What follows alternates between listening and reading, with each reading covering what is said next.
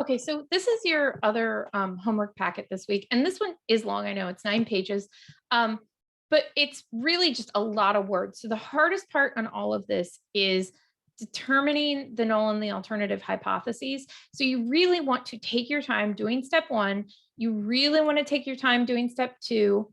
And then once you've done step one, if you have done step one and step two, well, and you've really taken your time with step one, then the rest of it is just basic math.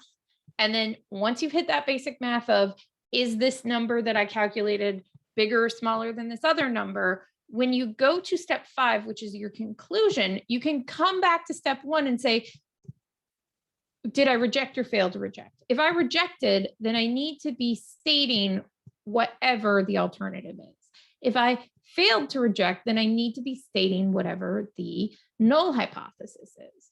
And that's really it. So if you spend your time setting up step one well, the rest of it should fall out easy. So what I'm going to do is I am going to release the keys to this early. And what I want you to do is I want you to check your step ones, right? Go do this, look at your step one versus my step one and say, am I getting this part correctly?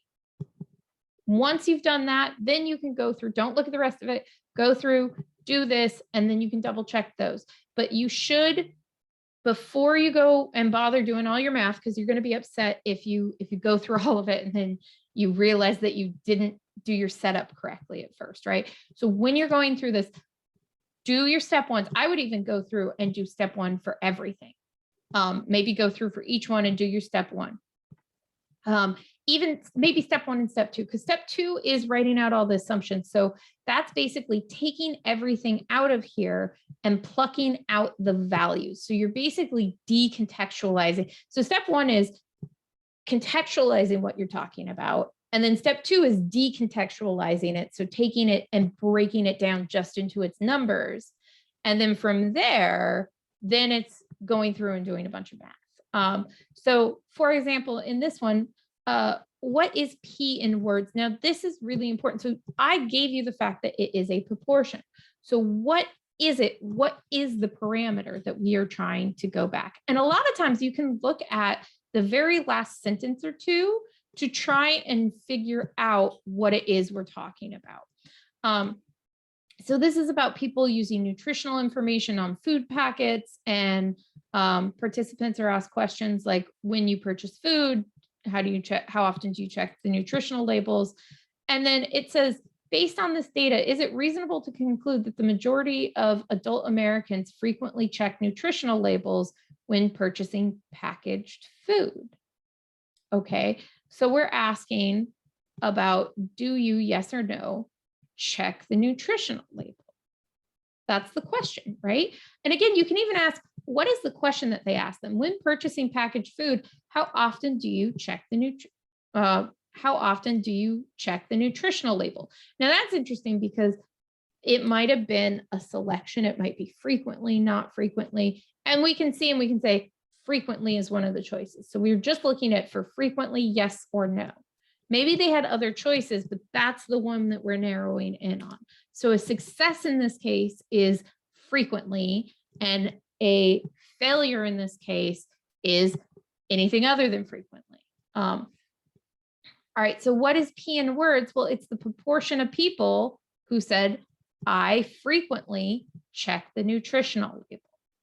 So the percentage or the proportion of adult Americans who frequently check nutritional labels. The null value, I don't know why it says val, V-A-L, there's a U missing. The null value, sorry about that. The null value, what that is the value that we're trying to make assumptions on. And let's look, conclude the majority. How do we know if we have a majority or not? What number do you need to be greater than to be a majority? It's that 50%, right? So 50% is what we're curious about. Okay, so we're saying H naught equals less than 50%, less than or equal to 50%. HA equals greater than 50%. right? We want to know if there is a majority. Okay. And again, that's what this says here in words. If you do not do the in words part, you are going to be so sad, because by the time you get down with step 4 and you get to step 5, you are going to forget about all the contextualizing that me and you just talked about. And you're going to have to go through, if you did not do this part, both in this part is for our notation. If you did not do this part both notationally and in words, you are going to be so sad, because you're going to have to go and do that work now. And that means you're going to have to go through and reread the whole thing and refigure out what the whole problem is about. And it's going to be really annoying for you. So do it here and now when you're already thinking about it, and then you can forget about what, like once you've done it here in step 1, you can essentially forget about it until you get step 5 and you come back and reread step 1. Step 2, writing out your assumptions. So pick through the things. That just tells me when, that tells me, ooh, they were conducted with 103 randomly. That tells me my sample size. All right, when purchasing packaged food, how often was this many people? This is my successes. Here's my sample size. Here's my successes. I should write that down. N equals 103. X, my number of successes, equals 592. P hat is 592 divided by 103, excuse me. Here's my alpha. Here's my level of significance. We're doing a 10% level of significance, 0.1. So I should write that down, right? Was it random? Yes, it was random. Here's the conditions I need to check. Make sure that these hold true. Make a drawing. This is what we were doing with the normal distribution calculator in the last video. So if you're not sure what to do with the drawing, you can either draw the standard normal curve. You can either come back and draw the standard normal curve and put your test statistic, that z-score, down here, or you can create the sampling distribution that would arise from your null value and your standard error. So you can take those two things and you can create the sampling distribution. You should say which one you're doing. Are you putting your p hat in its sampling distribution, or are you putting the z-score in here? Now, what's nice is that when you're doing that, are you doing a one-tailed or two-tailed test?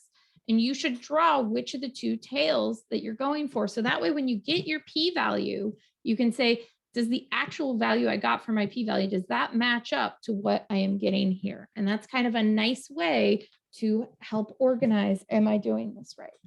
Now, last time I showed you doing all of that by hand, and I do want you to practice doing these things by hand. So putting this into Desmos and calculating out your z-score, and then also taking that and putting it into a normal calculator and having it find the probability for you.